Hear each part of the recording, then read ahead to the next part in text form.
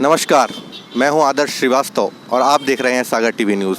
इस समय हम सागर कलेक्ट्रेट के बाहर हैं, जहां पर पटवारी परीक्षा के जांच से नाखुश छात्र एक बार फिर कलेक्टर को ज्ञापन सौंपने के लिए उपस्थित हुए हैं। रोहित मोबाइल की नई पेशकश, बजाज HDB TVS कार्ड बिल्कुल फ्री में बनवाएं। तो क्रेट में मोबाइल उपलब्ध, 0% फाइनेंस सुविधा के साथ आज ही संपर्क करें। पटवारी परीक्षा के रिजल्ट के बाद आज पूरे प्रदेश में छात्रों का आंदोलन हुआ, जिसके चलते तत्कालीन मुख्यमंत्री शिवराज सिंह चौहान ने इस परीक्षा पर रोक लगा दी और जांच के आदेश दिए थे।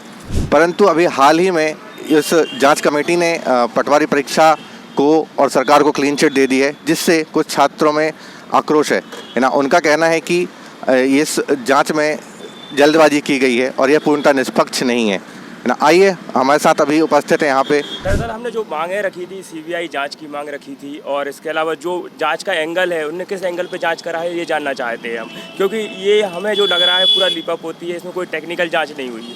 जो इन्हें एक सदस्यीय समिति बनाई थी, उसकी क्या रिपोर्ट है, उनने किस एंगल पे जांच करके ये रिपोर्ट बनाई है, क्या उनने टॉपर्स के बयान लिए हैं।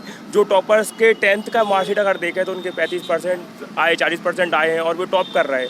तो किस एंगल पे जांच करी गई ये जानना चाह रहे हैं हम, तो उसको सार्वजनिक कर दें। और किस एंगल पे जांच कर रहे हैं, क्या उन्होंने पता करा कि है ना क्या दिक्कतें रहीं, क्या टेक्निकल में, मतलब जो लॉग इन टाइम है क्या रहा कैंडिडेट का, और लॉग आउट टाइम क्या रहा, रिस्पॉन्स टाइम क्या रहा, ये सब बातों की जानकारी उन्हें निकाली, उसको जांच करी कि नहीं करी ये जानना चाह रहे हैं। इसका जैसे कि सरकार कह रही है कि उन्होंने निष्पक्ष जांच करी है, तो आपका इसमें क्या कहना है? देखिए, सबसे पहली बात, इतने बड़े जो मध्य प्रदेश है, इतने बड़े मध्य प्रदेश में केवल एक सदस्यीय टीम, ये पहली बार हुआ है। अगर आप सुप्रीम कोर्ट में भी देखें तो 3 सदस्यीय बेंच बनती है, चलिए वो ठीक है। लेकिन एक टेक्निकल परीक्षा को नॉन टेक तरीके से आपने कैसे जांच कर ली? अगर टेक्निकल कुछ जांच हुई है तो जांच सार्वजनिक क्यों नहीं हुई है? जांच सार्वजनिक होना चाहिए, हमारी पहली मांग ये है। और SIT से जांच होना चाहिए विधिवत तरीके से। यदि टेक्निकल चीज़ें हैं तो वो टेक्निकल बाहर आना चाहिए। ऐसा नहीं कि आपने नॉन टेक तरीके से पूछ लिया। और इसका जांच का तरीका आप ज़रा देखिए, हम लोगों को बुलाया जा रहा है, सागर ज़िले में भी आए थे, तब भी हम लोग गए थे वहाँ पर, तो वहाँ पर हम लोगों से सबूत मांगे जा रहे हैं। अब जब टेक्निकल एग्ज़ाम हुआ तो टेक्निकल एग्ज़ाम में हम कैसे उनसे, जो MPSB है, उनसे हम डाटा ले सकते हैं? तो ऑनलाइन परीक्षा के लिए या तो आप हमें पावर दे दो कि जाइए आप BP दुबे सर, आप MPSB का पूरा डाटा ले सकते हैं। जब हमारे पास डाटा ही नहीं ऑनलाइन, हमें पता ही नहीं कि व्यक्ति का लॉगिन टाइम कितना है। और एक हास्यप्रद बात यह है कि जो भी टॉपर हैं, उनकी जो आंसर की है उसमें उन्होंने सरल क्वेश्चनों के आंसर बहुत गलत किए हैं।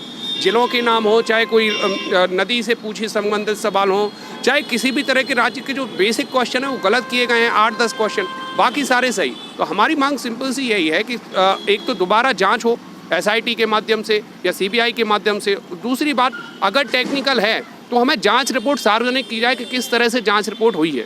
तो आप लोग का अगला कदम क्या होगा?